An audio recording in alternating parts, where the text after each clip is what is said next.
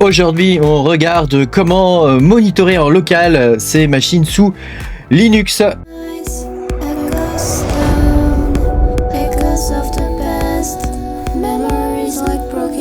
Bonjour les amis, je suis très content de vous retrouver aujourd'hui pour cette nouvelle vidéo où on va parler du monitoring local sous Linux. Alors tu vois, j'ai renommé la chaîne, elle s'appelle désormais MakerTech, voilà, de Makertronic Tech, pardon, je vais y arriver. Je voulais l'appeler MakerTech, mais le nom était déjà pris, alors bon, je vais pas, voilà quoi. Donc, alors l'idée de cette vidéo, c'est que je t'apprenne à comment faire du monitoring local. Alors il y en a beaucoup qui savent déjà comment faire une grande partie, mais voilà, tu vas peut-être apprendre des commandes que tu ne connais pas. Pense à mettre un petit pouce bleu et à t'abonner à la chaîne si t'es pas abonné. Je te rappelle que tu peux me soutenir en allant sur patreon.com/makertronic. Tu auras mes vidéos en avance, en tout cas pour la chaîne crypto. Là, tu es sur ma chaîne secondaire. Eh bah ouais. Mais bon, quand même, voilà. Je fais de la pub pour la chaîne primaire, principale. Donc, alors, l'idée de cette vidéo, c'est que je te montre à distance, via SSH, comment faire du monitoring local. Sachant que tu peux monitorer X machines, il n'y a pas de problème. Voilà, le tout, c'est de les avoir tous à l'écran. Voilà. Cette vidéo, elle va pas traiter de monitoring type Nagios, tu vois. Ou de monitoring avec Prometheus et Grafana, tu vois, ce genre de choses. C'est-à-dire d'avoir un serveur qui monitore avec des agents et ce genre de trucs. Quel que soit le mode de fonctionnement, si c'est du push ou du pull. Là, c'est juste du monitoring local, donc je vais t'apprendre des commandes Linux. Alors, le but, c'est que ce soit le plus simple possible. Et je te ferai peut-être une vidéo après sur du monitoring un peu plus industriel, un peu plus centralisé, tout ça quoi. Principalement Prometheus avec Grafana, c'est une solution qui est très intéressante. Elle est souple, ça fonctionne sur une méthode qui est un peu plus ancienne, qui est du pull, mais voilà, ça reste quand même très intéressant. Et pour ce que nous on fait, je veux dire, c'est largement suffisant quoi. Donc le premier outil que je vais te montrer, c'est Turbostat, qui te permet de voir les températures au niveau du processeur. Donc tu vois, ça se lance comme ça, Turbostat, voilà, tu vois, hop, et donc là il te met donc ce qui est censé s'afficher. Donc là tu vois, tu as toutes les statistiques qui s'affichent au niveau du processeur. Donc tu vois que nous, bon, c'est pas très, tu vois, là on n'a pas beaucoup, on n'a pas les infos qu'on voudrait. Donc on va faire help comme ça et on va avoir donc du coup toutes les commandes. Donc nous on va avoir besoin de Summary comme ça, voilà, et puis je pense que c'est pas trop mal. Après voilà, on peut activer des trucs et tout ça, mais bon, Summary à mon avis c'est sûrement très suffisant. Donc il te faut le lancer en route, évidemment, si tu veux voir les températures. Et ouais, je me disais, tiens, c'est chelou, il m'affiche pas les températures. Bon, en fait, voilà, c'est tout simple. Tu vois, ici, on voit les températures. Donc tu vois, il y a écrit core watt. Donc ça, c'est ce qui consomme par cœur, par watt. Et ça, c'est le total de la consommation du CPU. Donc actuellement, j'ai 22 watts. Actuellement, le processeur consomme 22 watts. Donc tu vois, c'est quand même pratique. Et voilà, donc je l'ai lancé, tu peux set un intervalle. Tu vois, j'ai mis Summary comme je t'avais montré tout à l'heure.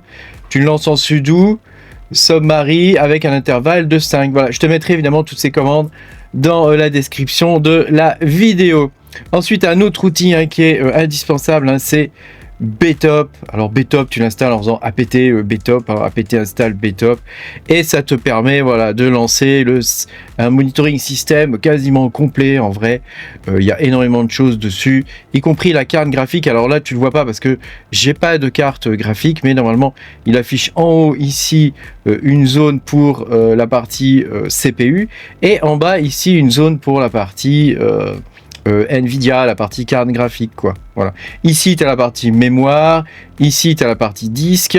Ici, tu as toute la partie réseau. Tu vois, c'est vraiment très très complet cet outil. Et là, tu as une sorte de PS-EF, tu vois, où il affiche tous les trucs. Alors, il faut savoir que c'est cliquable. Tu peux cliquer dessus avec ta souris et tu peux les kill. Par exemple, si tu appuies sur K, tu vois, il te demande si tu veux le kill. Donc là, bon, je vais pas le kill. Mais voilà, tu peux dégommer les différents processus directement à partir d'ici. Évidemment, il faut que tu lances en admin si tu veux faire des trucs. Mais voilà, et puis tu as les infos sur les différents processus. Tu vois, ici, donc par exemple, si tu cliques ici, tu vois, tu peux avoir des infos sur les différents, il suffit de double-cliquer, tu vois, tu as ce que lui te prend en mémoire et voilà, comment il fonctionne, etc. Donc ça, c'est quand même très, très utile hein, pour savoir ce qui se passe au niveau d'un processus. Network Manager, par exemple, qu'est-ce qu'il fabrique? Voilà, regarde, Network Manager, donc il prend 0%, il prend quand même 15 mégas en mémoire, quoi. Voilà. Rien de spécial, mais tu vois, Betop, c'est quand même un outil fantastique. Ensuite, tu as Screen. Alors, il y a Timux aussi qui existe. Moi, j'utilise Screen parce que c'est quand même beaucoup plus facile. Alors, Screen, c'est un outil qui te permet de créer des écrans virtuels. Donc là, tu vois, on est dans un écran SSH, mais cet écran, on pourrait vouloir le fermer à un moment donné, et on pourrait vouloir aussi que le processus continue de s'exécuter. Ah, donc, par exemple, tu vois, ici, on avait notre commande turbostat, et ben on va le lancer dans un screen. Tout ça. On va le lancer dans un screen. Alors, attends. Toc. Ce qui fait que maintenant, je peux me déconnecter du screen, donc je reviens à l'écran normal, et je peux retourner dessus en faisant screen-R, et ça me permet de revenir dans l'écran virtuel. Donc tu vois, c'est pratique quoi. Parce qu'il faut savoir que normalement, quand tu es sur Linux avec la console et le clavier, tu peux faire Alt F1, F2, F3, F4, ça t'ouvre des fenêtres. Ça t'ouvre des fenêtres de terminal. Donc, tu n'es pas limité à une seule fenêtre de terminal. Hein. Alors que donc, Screen, ça te permet de reproduire ça, en fait. Et donc, c'est très pratique parce qu'à distance, ça te permet de lancer n'importe quoi, en gros, que ça puisse s'exécuter et que toi, bah, hop, CTRL AD, hop, tu te déconnectes, hop, tu vois, je me reconnecte comme ça, je fais Screen-R, comme ça, et ça me permet de revenir directement sur ce que j'étais en train de faire, y compris si j'étais parti, ça fait 3 jours que je suis plus là, tu vois, je peux récupérer un processus qui était en cours. Alors un autre outil que je voudrais te faire découvrir, c'est IPTraf. IPTraf, c'est un outil qui te permet de monitorer tout ce qui est connexion, quoi. Tout ce qui est connexion. Alors il faut que je l'installe. Donc tu vois, on va faire un sudo apt install.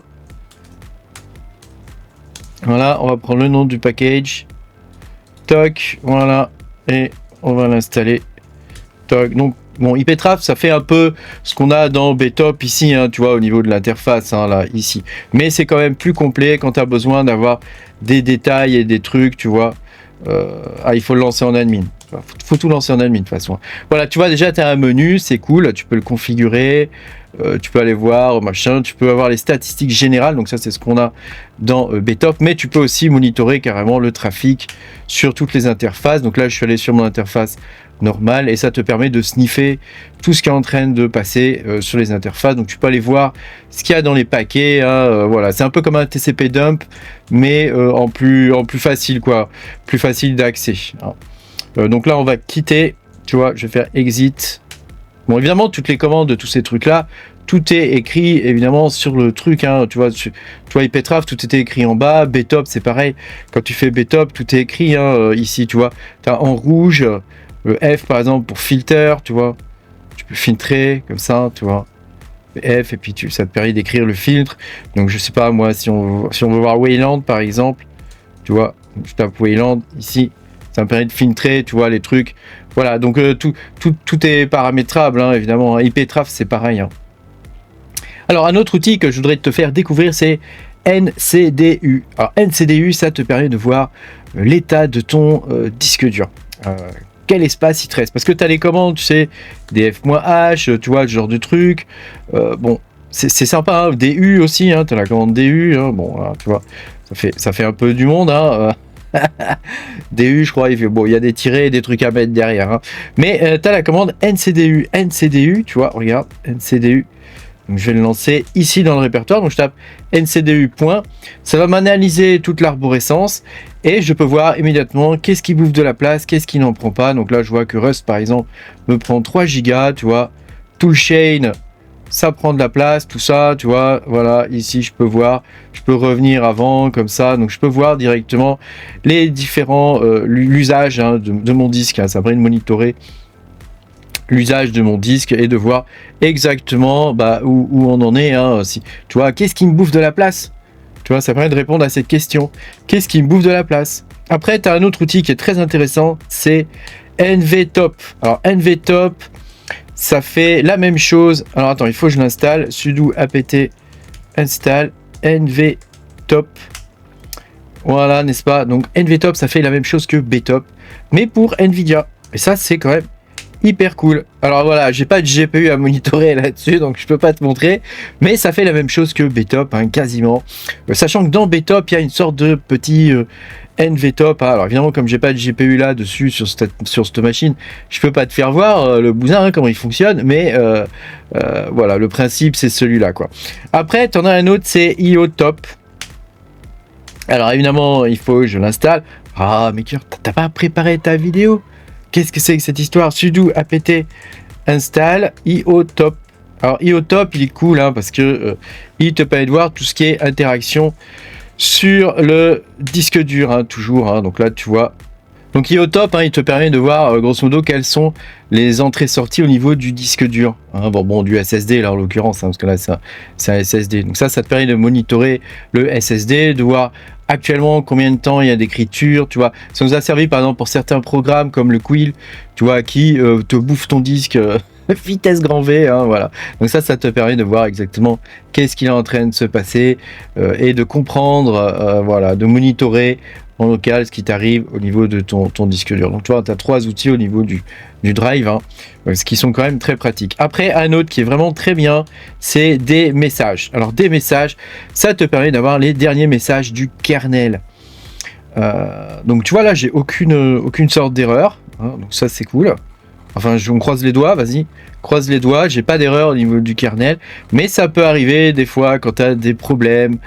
Tu vois, ah, j'ai du rouge là, tu vois, hein, config failed, tu vois, voilà, j'ai pas de port ouvert, donc probablement un programme que j'avais voulu lancer et il n'y avait pas de port de disponible. Donc tu vois, ça te permet de comprendre ce qui se passe au niveau du noyau du système et voilà, de pouvoir y apporter une solution, sachant que tu vois, c'est quand même pratique, tu vois les derniers messages du kernel. Une autre commande qui est cool, hein, c'est SS.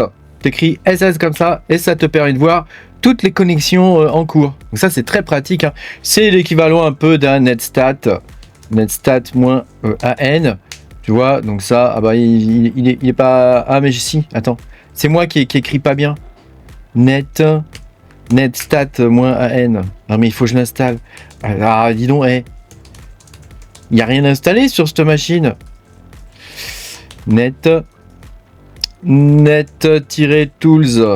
Ah ouais, c'est comme avec ipconfig devait même pas être installé.